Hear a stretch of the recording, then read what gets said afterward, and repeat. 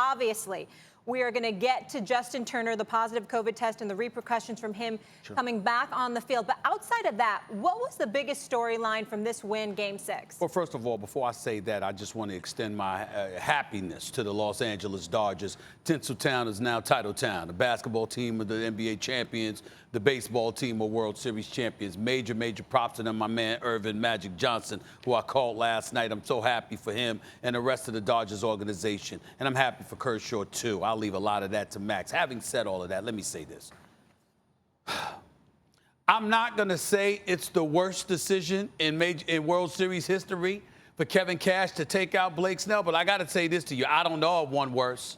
I remember when Dusty Baker took out or that kid Ortiz, if I remember correctly, Max, in Game 6 of the World Series with Barry Bonds and the Giants up 5-0, about to win the chip, and Dusty Baker made that mistake, and I love me some Dusty Baker. I remember something like that. But this was such a horrendous decision that even on a day where we clearly need to celebrate the Dodgers, we can't ignore what we witnessed.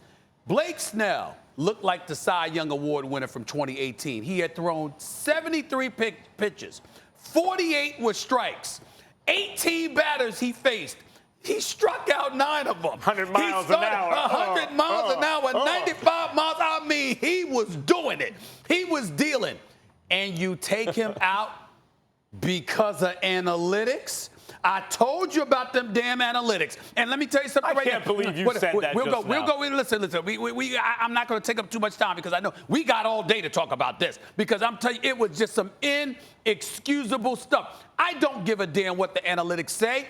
This dude is dealing. You got 2 eyes. You got any kind of vision. You do not pull that dude. And you could see how it just deflated the Tampa Bay Rays because Mookie Betts smiled at Dave Roberts. He was happy that Blake Snell left. And as a result, what's the first thing he does? He smacks a double, okay? And then you could just see the life just get zapped right out of the Tampa Bay Rays. It was an inexcusable decision. There is no excuse. I don't give a damn what analytics say. I don't give a damn what numbers say. This is why you got to have basketball people, baseball people, football people. So mistakes like this can't be made. You got 2 eyes for a reason. Can't just read a chart right, you know what? and go. You know what? I'm giving it to you. Hold on. Because in the end, what it comes down to is that is what happened.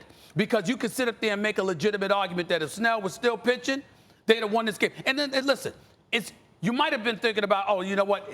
He's facing the top of the lineup. Or I might need him for an inning or 2 in Game 7. You got to get through Game 6. Cash blew it. And that's a damn shame. I'll leave it to y'all. First of all, let me just start with the analytics thing. That's an absurd point. I can't believe you made a point that ridiculous on national TV. Yes, I can't believe you're trying to defend it. That's unbelievable. It's embarrassing. So let me get this straight.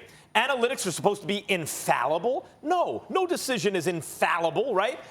What they do is they help you make better decisions. That doesn't mean that they always turn out to be the right one. Sometimes you can play the analytics and lose. Matter of fact, if analytics, let's say, make you 70% of the time correct, instead of just 50-50, that means a third of the time you're going to be wrong. I'm not interjecting your point. I just want you to save it because that's me and you. Yeah. Well, Jessica, I'll get you later on that point. Let's go. That's absurd. Let's go. That's the first thing. The second thing is forget about analytics, okay? I can justify. I thought it was the wrong decision when he made the move. I thought, no, this dude is dealing, leave him in. But I can absolutely justify the call. First of all, let's talk about Kershaw, the game before. The very previous game, Kershaw was yanked 5 2/3. And everyone's like, oh, you sure you want to take Kershaw out now? And it worked. So Dave Roberts is World Series champion manager, and we love him. If it didn't work, why did he take Kershaw out?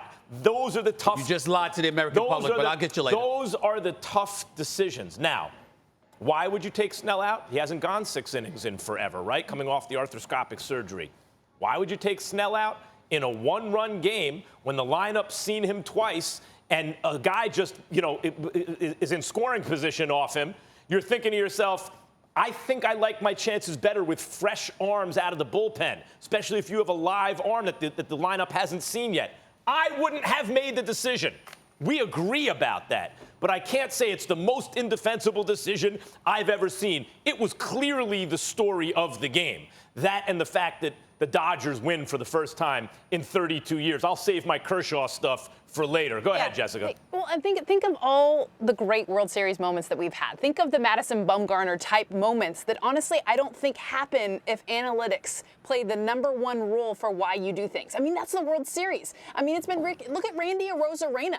Is he going to be a Hall of Famer? Probably not, but he's hit 10 home runs. He's been ridiculous because that's what the World Series does to people. They go to a next level, and that was Blake Snell. And I get the numbers, everything that you've seen about him. And I understand, honestly, that is a huge part of this game. But I think back, okay, I'm going to take you back to 2017. Stephen A., you were asking, when was the last time a bad call like this happened?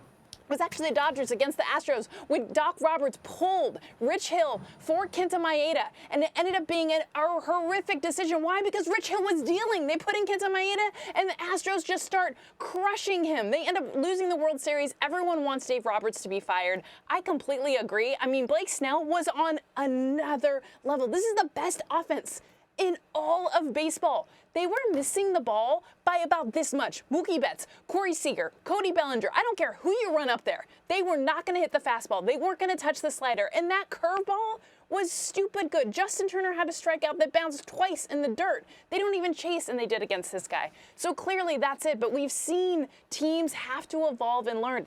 I feel like Dave Roberts has had to learn that lesson because he's lost 2 World Series in the past because he's yanked guys too early based on just the numbers. Yeah, but that's a straw man. The just the numbers thing is a straw man. See, here's my point. First of all, don't bring up Kershaw. Excuse me, and I know we're going to get into Kershaw later in terms of his performance. But I'm saying don't bring up Kershaw as that example because we all know it wasn't just about analytics. It was about the fact that Kershaw had a history that you have documented as much. That is analytics. Listen, well, no. I'm saying it's fact, though, Max. That's what analytics are. No, it's not. No, not always. Not always, Max. Not always. In other words, you're playing the numbers, but in the case of Kershaw, you're not just talking about numbers. You're talking about reality. You've seen him fold in situations. Thank you for watching ESPN on YouTube. For live streaming sports and premium content, subscribe to ESPN+.